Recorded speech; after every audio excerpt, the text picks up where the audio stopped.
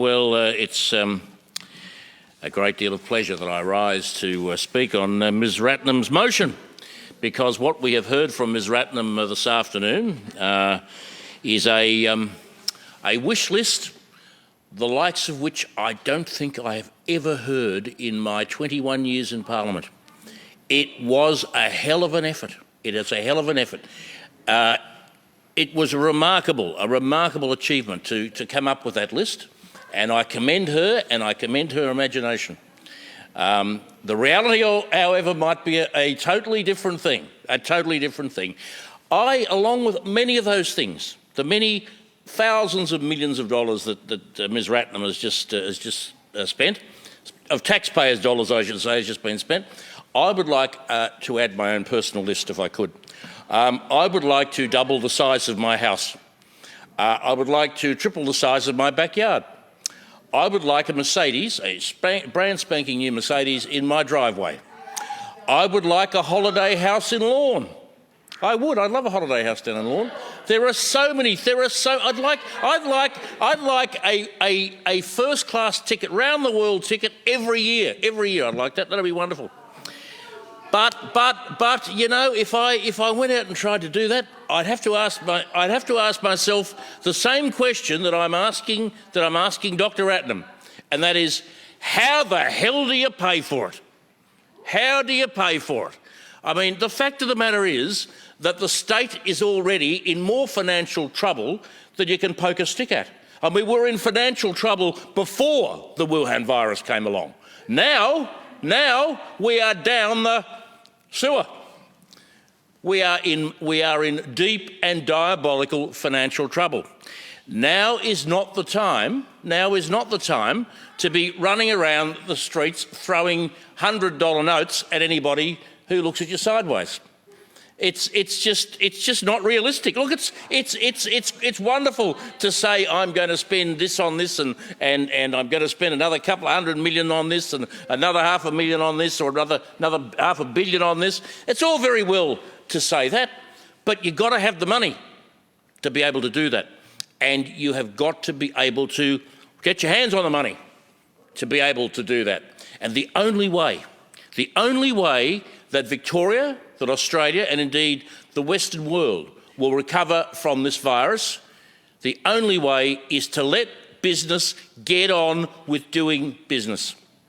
That's the only way that we are going to get the money to do the sorts of things that Dr. Ratnam spoke of. The only way that we're going to create the sort of jobs that Dr. Ratnam speaks of. The only way that we are going to create the sort of prosperity in our society and in our communities that we need to provide the support for those who need it. The only way to do it is to let business get on with business. And I'm really disappointed that this motion today does not include any mention of business at all. That's a pity. That's a pity, because without business, you've got no taxes, you've got no jobs, you've got nothing. You've got nothing. I mean, that's the bottom line. There is only one place that governments get their money from, and that is taxation. That means people who work for a living have to give some of their money away to other people. And sorry? And fines is another one. Well, that has been described as involuntary taxation. Or perhaps voluntary taxation might be a better description. Whether it is or not is another thing altogether, particularly at the moment. You know, the reality is that we cannot spend the sort of money that, and I don't care who's in government. No government can spend the sort of money that Dr. Ratnam speaks of. You know, it's all very well to come in here with your wish list, and I've got my own wish list too. And I could get up and I could talk. I could spend lots. I could spend billions easily. But you've got to be realistic. You've got to look at the realities of what we are facing, and the realities of what we're facing is hundreds of thousands of people out of work. We have businesses that have hit the wall. You know, can you believe this? I was down in Collins Street Yes, late last night. Even Macca's is closed in Collins Street. Can you believe it? You would not have thought that a McDonald's franchise in the city would go under, but it has. I mean, that is just indicative of how widely this recession that we're having in Victoria is impacting people. You know, businesses are being hit left, right, and centre, and you just have to walk through the city to see how many empty shops there are. You just have to walk through the city to see how many businesses that were going perhaps very nicely earlier in the year are now gone. Just walk down Bourke Street, just between here and Exhibition Street, and you'll see them. You'll see them. You don't have to walk very far. They're just across the road from the front steps of this building. These are the issues. These are the issues that we need to exercise our minds on.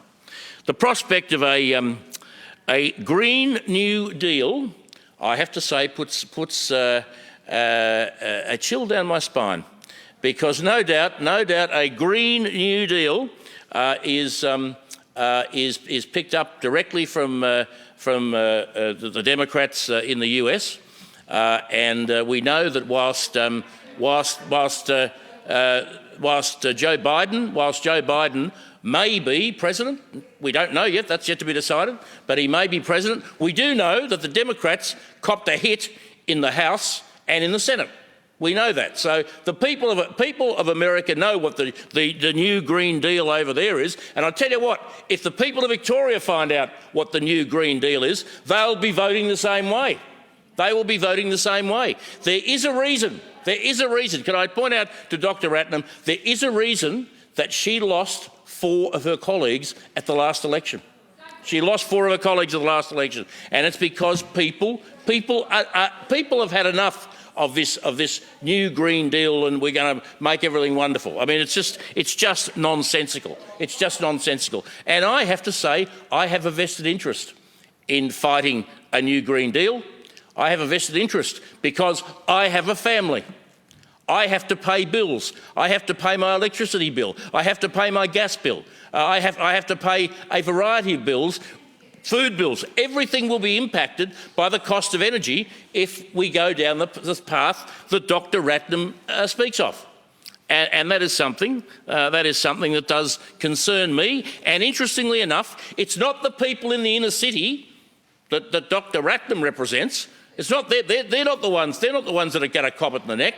It's the people in the outer suburbs, the workers, the people that the Labor Party used to represent years ago. They're the ones who are going to suffer as a direct result of what Dr. Ratnam is proposing. Now, I am going to move a couple of amendments to this particular motion, and I would ask that amendments 1 and 2 be circulated, that I wish to move and my name be circulated. Thank you. Could the clerks arrange for the amendments to be circulated? Thank you.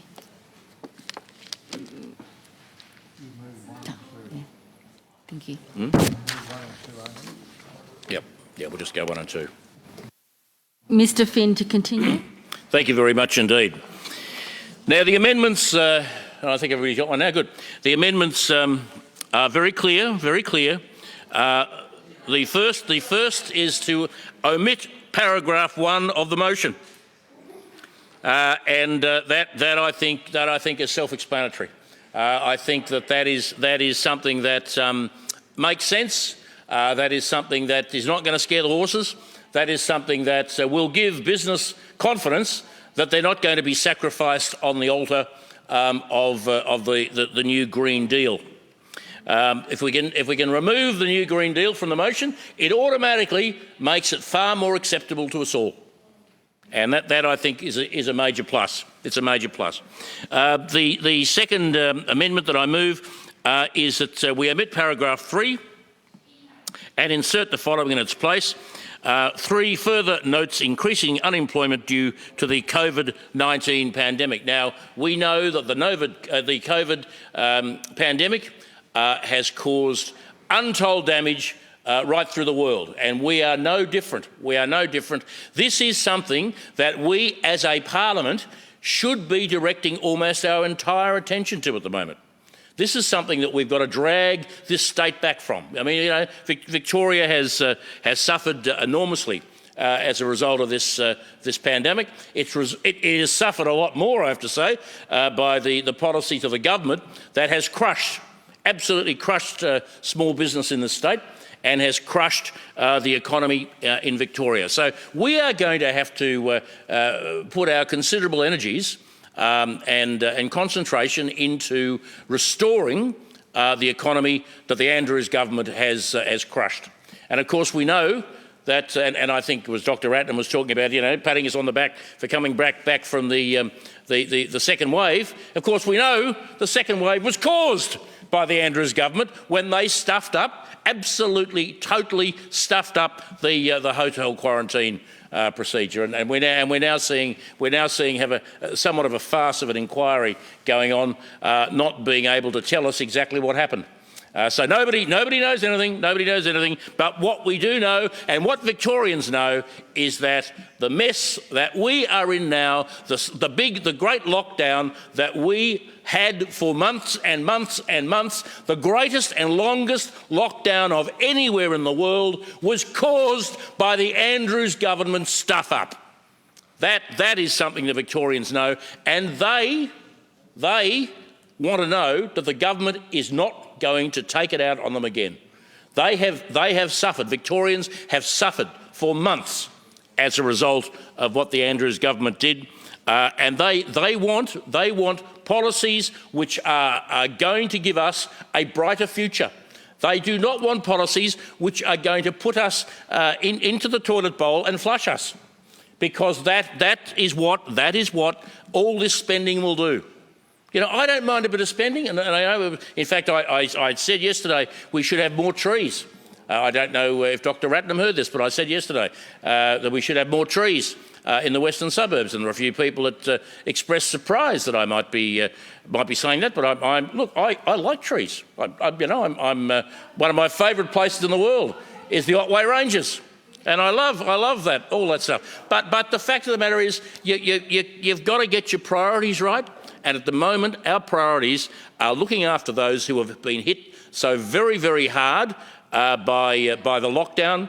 And we have to get our priorities right, as I say, and we must ensure that those who can actually get us out of this mess are allowed to do that. Now, if we need to give a little bit of money, and I say a little bit of money, to business to get them out of the mess, to help them achieve what we're all on about, then so be it. But until such time as we have the sorts of amounts of money that Dr. Ratnam speaks of, as far as I'm concerned, it's a no-go. So the opposition will be opposing the motion and indeed supporting. I hope anyway. They'll be supporting the two amendments that I have put up. You can never be sure in this caper, can you?